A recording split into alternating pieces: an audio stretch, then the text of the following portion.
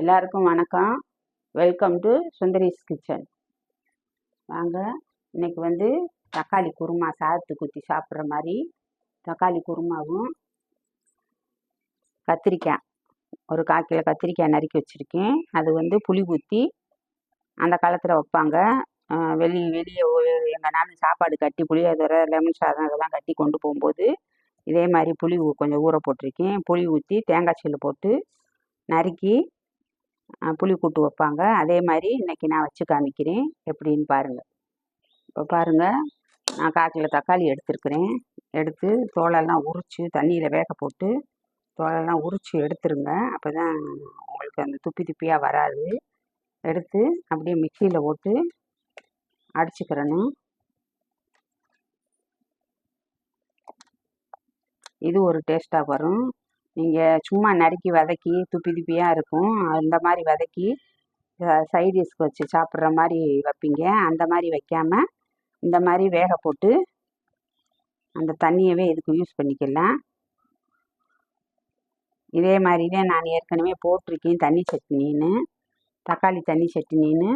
அது இட்லி தோசை சப்பாத்தி அதுகளுக்கு சாப்பிட்லாம். இப்போ வைக்கிறது வந்து சாதத்துக்கு வச்சு சாப்பிடலாம்.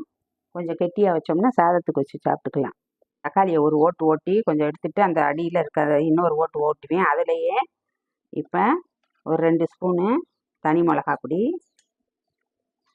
ஒரு ஸ்பூனு பெரிய ஸ்பூனில் 1 ஸ்பூனு வீட்டில் அரைச்சது அந்த கறி மசாலா பொடி, இப்போ மஞ்சள் பொடி 1 ஸ்பூனு, தேங்காய் ஏற்கனவே அரைச்சி கரண்டு போயிடும்னு அரைச்சி வச்சுருந்தேன். அந்த தேங்காயத்தை போட்டிருக்கேன். தக்காளியில் வந்து தண்ணி இருக்கும், ஓட்டிக்கிட்டு பத்தலைன்னா தண்ணி ஊற்றி அரைச்சிக்கலாம்.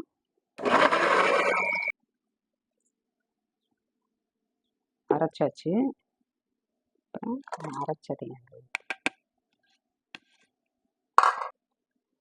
இப்போ பாருங்கள், அந்த தக்காளி வேகப்பட்ட தண்ணியை வந்து கீழே ஊற்ற வேணாம். தக்காளியை வந்து முதவே கழுவிட்டு அப்படியே வேக போடணும். அதனால் அந்த தண்ணியில் அந்த சத்தெல்லாம் இருக்கும். நான் எப்பயும் எங்கள் வீட்டில் இதே மாதிரி தான் வைப்போம். அதே மாதிரி இன்னைக்கு வச்சு காமிக்கிறேன்.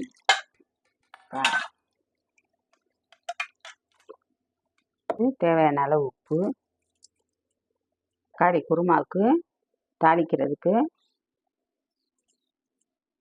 2 ஸ்பூன் எண்ணெய் ஊற்றி, பட்டை, இது கல்பாசி இலை, 1 கிராம்பு, 1 ஏலக்காய், சோம்பு இதெல்லாம் போட்டு தாளிக்கிறதுக்கு.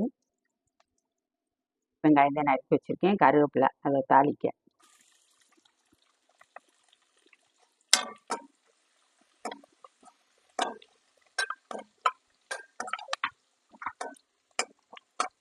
தாளிக்கிறதுலையே வெங்காயம் இதிலேயே போட்டுங்க.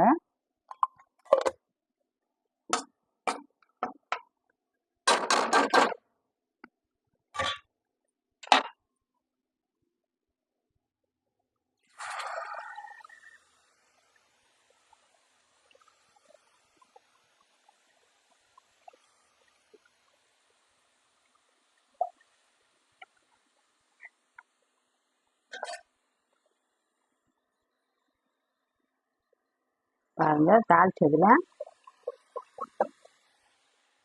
அப்படியே தூக்கி ஊற்றிட வேண்டியது, வேலை முடிஞ்சிருச்சு. வெறும் தக்காளி தான், தக்காளி குருமா சாதத்துக்கு ஊற்றி சாப்பிட்ற மாதிரி வச்சுருக்கேன். இது சாதத்துக்கு ஊற்றியும் சாப்பிட்டுக்கலாம். தோசை, இட்லி, ஊத்தப்பம், பூரி, சப்பாத்தி எல்லாத்துக்குமே இது ஊற்றி சாப்பிட்டா சூப்பராக இருக்கும். கொதிக்கட்டும். கொதிச்சு நல்லா வற்றிட்டா, கொஞ்சம் நல்லா வற்றணும். எல்லாமே அரைச்சி போட்டிருக்கு, அதனால் வற்றவும் உங்களுக்கு காமிக்கிறேன் எப்படி இருக்குன்னு. வாங்க, அடுத்து கத்திரிக்காய் கூட்டு எப்படி வைக்கிறதுன்னு காமிக்கிறேன். இப்போ பாருங்கள், தக்காளி குருமா வந்து ரெடி ஆயிடுச்சு. இதுக்கு வந்து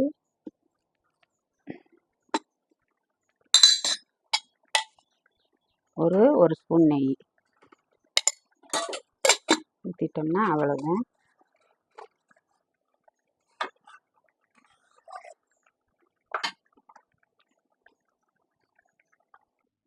வாங்க, இப்போ கத்திரிக்காய் புளிக்கூட்டு எப்படி வைக்கிறதுன்னு காமிக்கிறேன்.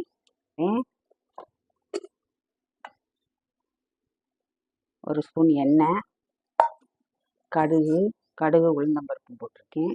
கடுகு உளுந்தம்பருப்பு நல்லா பொரிஞ்சிருச்சு. இப்போ ஒரு வெங்காயம், கருவேப்பிலை.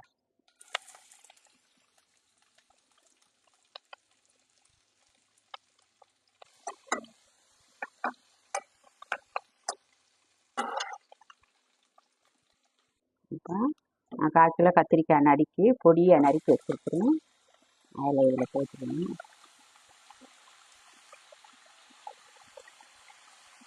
தண்ணி இப்படி இருக்குன்னு நினைக்காதீங்க. கழனியில் போட்டிருக்கேன், அரிசி கலந்த தண்ணியில் போட்டோம்னா காராது எப்படிம்பாங்க. அதனால் அரிசி கலந்த தண்ணியில் கழுவி போட்டுக்கணும்.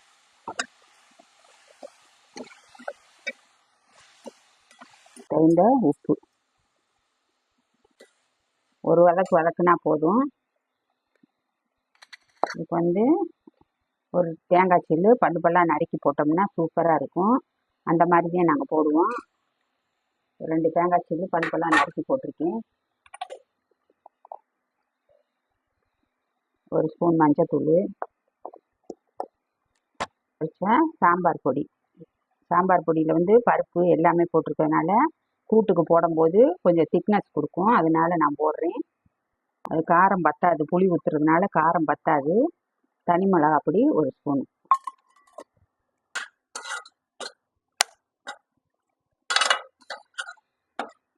இதுக்கு பச்சை வாடை போகணும், அப்படி வதக்கணும் இப்படி வதக்கணுன்றலாம் ஒன்றுமே இல்லை. இது அப்படியே லேசாக ஒரு கிண்டி உப்பெல்லாம் போட்டோம். கொஞ்சம் ஒரு எலுமிச்சம்பழம் புளி, நம்ம எவ்வளோ காய் வைக்கிறோமோ அதுக்கு தகுந்தாப்புல நீங்கள் புளியை கூட்டிக்கிறணும், குறைச்சிக்கிறணும்.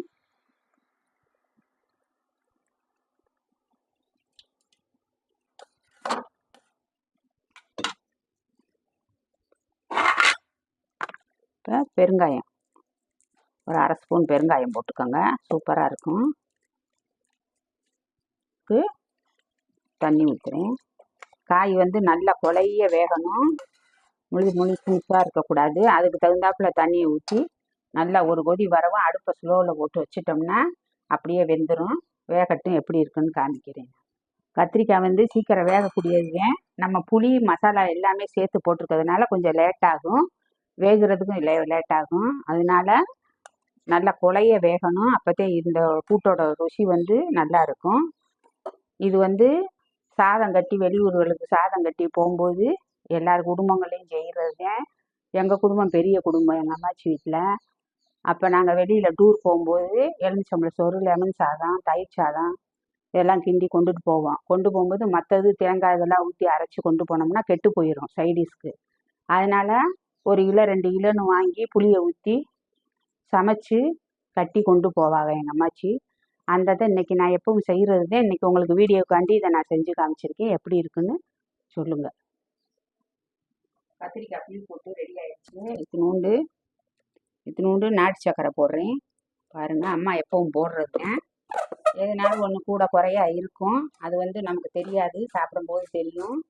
அதனால எப்படி இருக்குன்னு பாருங்கள். இப்போ பாருங்கள், இன்றைக்கி எங்கள் வீட்டில் மத்தியானம் லஞ்சு வந்து சாதம், தக்காளி குருமா, புளிக்கூட்டு, கத்திரிக்காய், தேங்காய் சில்லு எல்லாம் நறுக்கி போட்டு வெங்காயம் கடுகு நம்பர் போட்டு தாளித்து பெருங்காயத்தூள் கொஞ்சம் போட்டு கொஞ்சோண்டு வெல்லம் போட்டிருக்கேன், எல்லாத்தையும் சரிப்படுத்துறதுக்கு. இதுதான் எங்கள் வீட்டில் மத்தியானம் லஞ்சு. நீங்கள் இதே மாதிரி வச்சு பார்த்து எப்படி இருக்குன்னு சொல்லுங்கள். வாங்க, இன்றைக்கி இதுதான் எங்கள் வீட்டில் லஞ்சு.